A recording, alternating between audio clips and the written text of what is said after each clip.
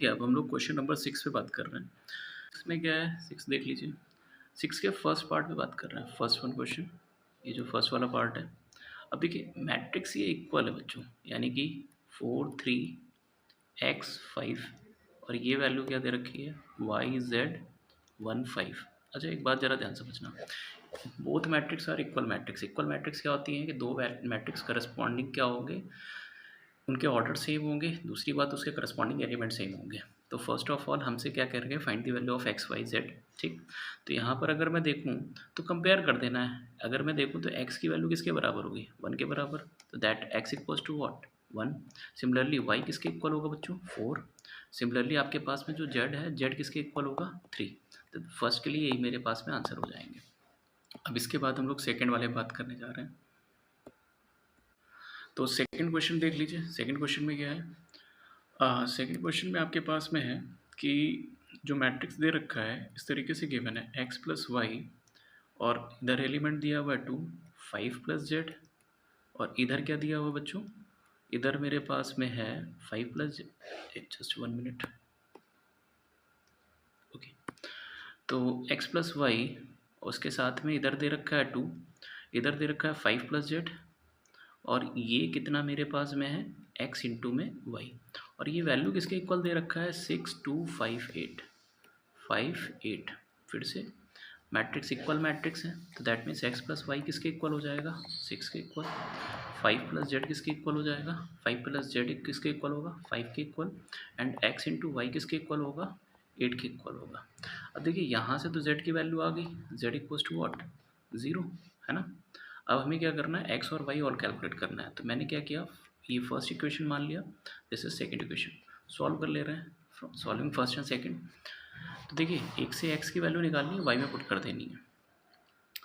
तो फ्रॉम 2 में देख लो, फ्रॉम सेकंड में एक्स इक्वल्स टू कितना आएगा 8 अपॉन में वाई।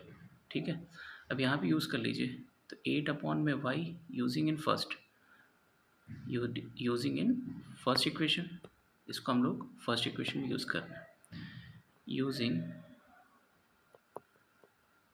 In equation first. किस इक्वेशन में यूज़ कर रहे हैं, फर्स्ट में यूज़ कर लीजिए। तो यहाँ पे कितना आएगा 8 अपॉन में वाई प्लस में वाई इक्वल टू में 6, मल्टीप्लाई कर लीजिए 8 वाई स्क्वायर इक्वल टू में 6 वाई आ जाएगा। ठीक है, तो एक तरफ ले आइए सबको, वाई स्क्वायर माइनस में 6 वाई प्लस में 8 इक्वल्स टू 0। फैक्टर बना लीजिए इनके। तो अगर आप फैक्टराइजेशन करोगे तो 8 को ऐसे ब्रेक कर लो, तो ये आ जाएगा वाई स्क्वायर माइनस में 4 वाई, ठीक है, माइनस में 2 वाई प्लस में 8 इक्वल्स टू 0। तो आप इसमें से y कॉमन ले लीजिए, y माइनस में 4, सिमिलरली माइनस 2 कॉमन ले लीजिए, y माइनस में 4, यहाँ पे कितना आ जाएगा 0, y माइनस 4 कॉमन ले लो, y माइनस में 2। तो y की बच्चों दो वैल्यूज़ निकल के आ गई। तो मेरे पास में एक y तो आ जाएगा 4 and second y is what 2। तो y इक्वल्स टू एक आ जाएगा मेरे पास में कितना 4, and second one it is what 2।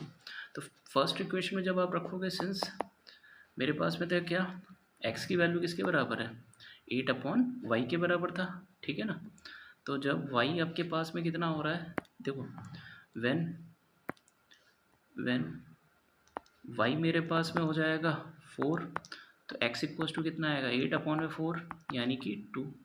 Similarly जब y इक्वल्स टू मेरे पास में 2 होगा, ठीक, तो x इक्वल्स टू कितना आ जाएगा बच्चों 8 अपॉन में 4, वैल्यू कितनी आ जाएगी मेरे पास में, सॉरी 8 अपॉन में 2, ठीक है, 8 अपॉन में 2, तो ये आ जाएगा 4। ठीक है, तो मेरे पास में दो पॉसिबिलिटीज़ हो सकती हैं आंसर की। तो पहली पॉसिबिलिटीज़ क्या है ये समझिए, दो आंसर हो सकते हैं। आंसर क्या लिखोगे, आइदर, है ना, मेरे पास में होगा x equals to 2, y equals to 4, और z की वैल्यू हम लोग ने निकाली थी ऊपर, z की वैल्यू 0 आ रही थी, ठीक है, तो z इक्वल्स टू 0। सिमिलरली, और या फिर आंसर क्या हो सकता है x equals to 4, y equals to 2 and z equals to 0। This will be your answer for the second question.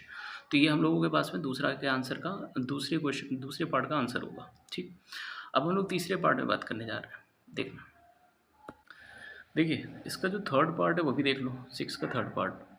अब थर्ड पार्ट में क्या गिवन है, जो थर्ड पार्ट में बात कर रहे हैं ये मेरे पास में है थर्ड पार्ट, ये वाला देख लीजिए। तो फिर से इक्वल मैट्रिक्स लिखा हुआ है X plus Y plus Z, ठीक है, और नीचे क्या है एक्स प्लस जेड, फिर क्या दिया हुआ है वाई प्लस जेड, ठीक है। ये मैट्रिक्स किसके इक्वल है 9 5 7, ठीक है। इक्वल मैट्रिक्स का मीन्स क्या होता है that corresponding elements are equal, ठीक है। तो जो पहला रो का जो एलिमेंट है फर्स्ट रो में वो इक्वल हो जाएगा, that means on comparing both side X plus Y plus Z किसके इक्वल हो जाएगा बच्चों 9 के equal, this is your first equation. Similarly X plus Z किसके इक्वल जाएगा 5 के इक्वल, वाई प्लस जेड किसके इक्वल जाएगा 7 के इक्वल। तो इसको सेकंड इक्वेशन मान लीजिए, इसको थर्ड इक्वेशन मान लीजिए। अब जरा ध्यान समझो, मैंने क्या किया 1 में से सेकंड इक्वेशन को सब्ट्रैक्ट कर दिया, फ्रॉम 1 माइनस 2 कर दिया। तो बच्चों X plus Y plus Z है कैंसिल आउट हो जाएगा, है ना। तो वाई की वैल्यू कितनी आ जाएगी देखिए, तो वाई की वैल्यू आ जाएगी 4, सही है। सिमिलरली आप क्या करिए कि 1 में से थर्ड इक्वेशन को भी सब्ट्रैक्ट कर दीजिए, तो वाई और जेड कैंसिल आउट हो जाएगा, एक्स की वैल्यू कितनी आ जाएगी 9 माइनस 7 यानी कि 2। इसी तरीके से एक्स या वाई की वैल्यू किसी में भी रख दीजिए सेकंड या थर्ड इक्वेशन में, तो इसको आप using x in second equation, तो यानी 2 प्लस जेड इक्वल्स टू कितना आ जाएगा 5, that means Z equals to what, Z की वैल्यू मेरे पास में आ जाएगी 3। तो मेरे पास में आंसर क्या आया X equals to 2, Y equals to 4 and Z equals to 3। This is the required answer, this is the required answer, this is the required value, okay, required values of x y z, okay। ये मेरे पास में answer हो जाएगा। अब इसके बाद हम लोग अगले क्वेश्चन पे बात करेंगे।